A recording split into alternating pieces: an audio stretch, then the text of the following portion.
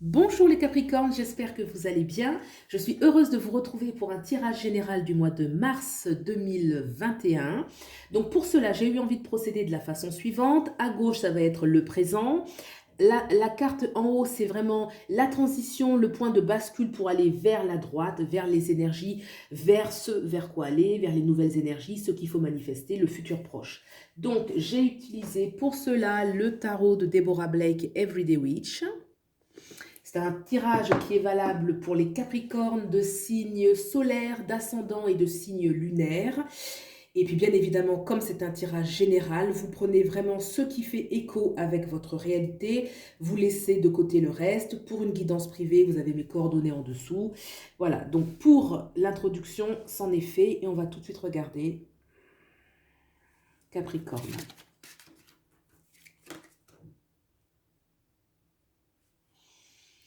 Alors, le Capricorne, là, l'énergie qui se dégage, c'est quand même des réflexions. Là, on se sent un petit peu préoccupé, on peut se sentir un petit peu préoccupé, on peut se sentir un petit peu ennuyé, une situation qu'on veut améliorer, on ne sait pas trop comment, on se sent...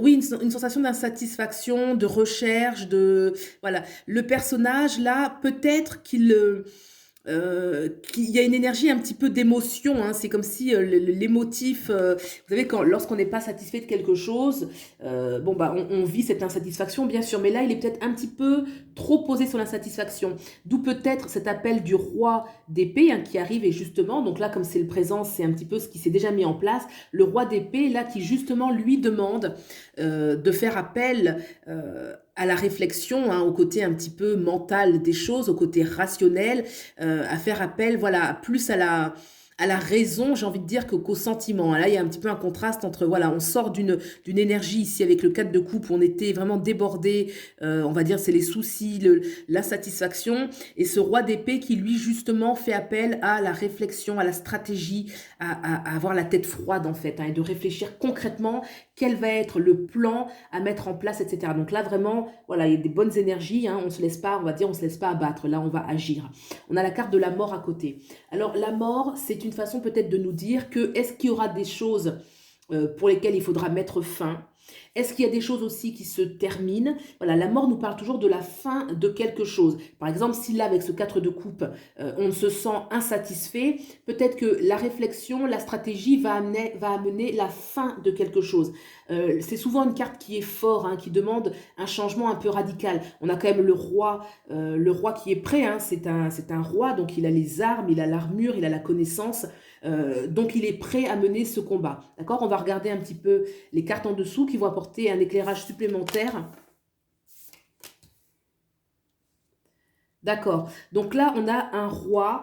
Donc là, on a des cartes qui sont fortes, hein. On a le roi de bâton ici, qui va nous parler donc effectivement hein, de stratégie, de plan, d'élaboration des choses. Donc on a vraiment deux rois là qui nous parlent de la notion de plan, la notion de stratégie, la notion de comment un petit peu se sortir. Donc là, il y a déjà une bonne dynamique qui a été faite. On s'est pas laissé, j'ai envie de dire, abattre. Donc là, c'est très positif. On a en dessous du roi d'épée justement les amoureux. Donc c'est une autre carte majeure. Donc le roi d'épée, oui, c'est marrant parce que, enfin, c'est marrant. On a deux cartes là qui sont un peu antagonistes. Ce roi d'épée, justement, c'est la réflexion, hein, c'est ce que je disais, c'est le côté la tête sur les épaules, mais plutôt le côté cartésien, froid, où on réfléchit posément. Et là, les amoureux, là, on a tout de suite une énergie, voilà, d'amour. Donc là, il y a un petit peu une opposition.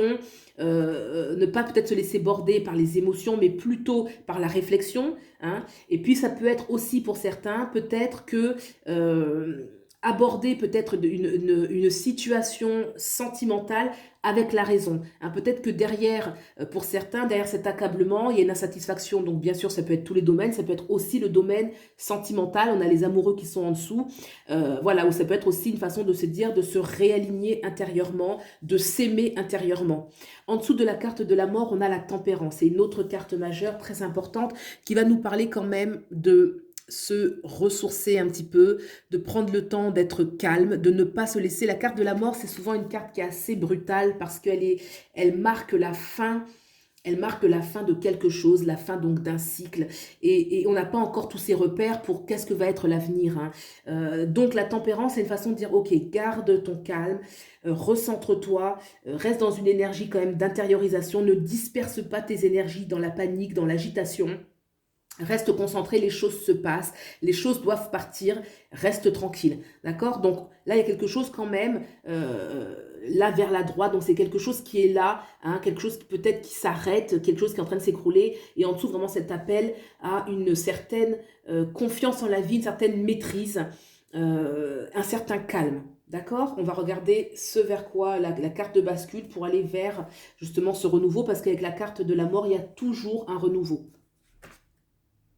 La justice, carte majeure. La justice, c'est une énergie qui parle de vigilance, de prudence, d'équité.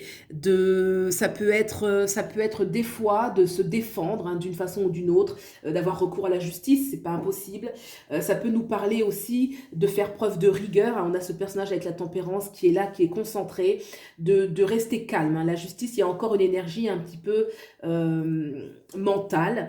Donc voilà, on n'est pas débordé par les émotions, on reste calme, on reste réfléchi. Et ce qui va donner ce point de bascule, c'est voilà, c'est cette carte de justice. C'est soit une rigueur intérieure pour certains, ça peut être des fois de défendre quelque chose, de mettre en place. La justice peut nous parler aussi de lourde administration. Quand je dis lourde, par exemple, lorsqu'on crée, je donne un exemple, un général, lorsqu'on crée une entreprise, il y a beaucoup de paperasse, j'ai envie de dire administrative, donc il y a une certaine lourdeur administrative, d'accord? Donc il y a en tout cas une notion de rigueur, de justice qui va permettre justement, vous voyez un petit peu comment cette carte vous parle, qui va permettre de passer justement à l'étape suivante. Eh oui, d'accord, ok, ok, ok. Et des belles cartes, hein, et des belles cartes, d'accord, ok. Donc là, le 6 d'épée. Le 6 d'épée, effectivement, hein, je vous parlais après la mort, il y a un nouveau départ, nous parle clairement le 6 d'épée, c'est une énergie de départ, c'est une énergie où on part, où on est déterminé, parce que le 6 d'épée, c'est une énergie de victoire, hein. On part pour gagner, on part pour un renouveau victorieux, dans une bonne direction avec le 6 d'épée, on se trompe pas, on se loupe pas, voilà. Et il y a quand même la notion où on n'est pas seul, hein, on est accompagné, on voit pas ces deux personnages, ça peut être deux personnages qui arrivent mais qu'on ne connaît pas encore, on ne connaît pas encore leur visage, ça peut être des personnes qu'on connaît mais qu'on n'a pas encore partagé ces choses. Il y a une notion quand même de départ et d'accompagnement, d'accord? Le 6 d'épée, il y va, il regarde une dernière fois en arrière, mais il est déjà parti en fait, hein. Donc on a en dessous le 7 de coupe, donc il y a quand même la notion d'amour. Alors, est-ce qu'on part pour reconquérir quelque chose qui est en lien avec l'amour, hein? Ça peut être bien sûr la vie sentimentale, ça peut être aussi partir parce qu'on veut de nouveau aimer quelque chose, aimer quelqu'un, vibrer la vie, hein? L'amour, on va le 7 là de coupe, on va vraiment l'entendre de manière générale. En tout cas, cette notion de partir pour, c'est vraiment la notion de partir mais par amour, ou pour l'amour, retrouver l'amour. Il y a une notion en tout cas où voilà, on s'en va et on va vraiment, on est motivé par l'amour, d'accord? Donc là, on a ensuite le 3 de bâton. Le 3 de bâton nous parle d'une énergie où on a eu un objectif et on va rester focus sur cette énergie, vous voyez? On va pas... voilà, on reste vraiment focalisé sur ce nouveau départ, sur ce nouvel objectif, de ne pas se retourner. On avait ce personnage effectivement qui se retournait un peu, mais là, là, il y a un appel à rester concentré vers le nouveau, à avoir les yeux rivés vers cette nouvelle énergie, ce nouveau départ, et de rester un petit peu concentré, ne pas se laisser. Voilà, il y a un petit peu, hein, cette énergie, hein, pour certains, hein, de ce que je ressens, voilà, un appel à bien rester. De toute façon, il y a quelque chose qui se termine, il y a un nouveau départ. Mais voilà, peut-être accompagner ce nouveau départ en y mettant une bonne volonté, un réel désir, accepter le renouveau de la vie et se laisser émerveiller en fait, hein, se laisser émerveiller, ne pas être nostalgique de certaines choses qui apparemment sont arrivées à la fin d'un cycle, hein, et que là il y a quelque chose de nouveau, quelque chose de beau, et de rester ouvert justement vers ce nouveau cycle, hein. On a l'impératrice en dessous, donc là c'est une carte majeure importante, surtout qu'on reste focalisé sur des objectifs qui sont beaux, hein. Cette impératrice, elle porte la vie, hein. Elle est enceinte, elle porte la vie, elle porte l'amour, elle porte la richesse, elle a déjà beaucoup d'abondance. Ce nouveau projet ce nouveau départ peut parler bien sûr de nouvelles choses qu'on va mettre en place, hein. Il y a toujours une notion aussi de nouveauté, nouvelles connaissances, nouveaux amours, nouveaux plaisirs de vivre avec l'impératrice, quelque chose de bon à vivre, de plaisant, une énergie très créatrice. Donc ça vaut vraiment la peine de regarder vraiment vers la droite, vers l'avenir et de laisser les choses partir. On a ensuite cette reine d'épée. Et cette reine d'épée, oui, c'est ça, hein, cette reine d'épée, il y a une notion où avec elle, effectivement, on reste focalisé parce qu'on va arriver à cette reine d'épée qui va apporter beaucoup de pouvoir, beaucoup de maîtrise dans sa vie. La reine d'épée, elle a une certaine stabilité intérieure, elle est capable de faire des choix, elle est capable d'assumer ses choix, elle est capable d'en tirer un grand bénéfice, une grande prospérité. Donc là, il y a vraiment une énergie qui appelle à prendre de l'avant parce que ce qui va arriver va vous donner en fait une grande... c'est reprendre un petit peu un plus grand pouvoir dans sa vie en fait, hein, avoir un plus grand pouvoir dans sa vie. Donc là, j'ai envie de dire que même s'il y a des énergies un petit peu plus difficiles là, avec la 13, là, il y a quand même quelque chose qui montre qu'on est dans la bonne direction puisqu'on va arriver jusqu'à la reine qui est le trône en fait, hein, on arrive jusqu'au trône. Alors en dessous, on a ce 5 de pentacles. Ce 5 de pentacles nous parle que il ne faut pas s'inquiéter si des fois il peut y avoir certains manques au niveau matériel, certains manques au niveau, on peut avoir un sentiment de manque matériel, de manque financier, ne pas s'en inquiéter dans la mesure où il y a quand même une richesse avec l'impératrice. L'impératrice, elle a toujours une énergie où elle est capable de générer l'abondance. Par exemple, on peut, avec certaines connaissances qu'on a, certains savoir-faire, rebondir dans la vie. Et donc, c'est une invitation, comme avec cette impératrice, elle porte la vie, elle porte la connaissance. Donc, même s'il y a certains doutes, des fois certaines situations où on a le sentiment de manquer, ne pas s'en inquiéter, puisqu'on a la capacité quand même, avec l'impératrice, de générer de l'abondance. Hein. Cette reine d'épée qui est au-dessus, de toute façon, protège et va garder un petit peu la confiance en soi. Ça veut dire que même si des fois on est dans des situations où on se dit, tiens, est-ce que là, ça va aller, ça va pas aller, est-ce que c'est pas limite? Non, avec de toute façon, cette reine d'épée, on reste, j'ai envie de dire, on garde le cap, quoi. On reste sûr quand même de rebondir, hein, de réussir à franchir les obstacles. Hein. La reine d'épée, elle est toujours efficace dans ses choix et de toute façon, elle saura rebondir.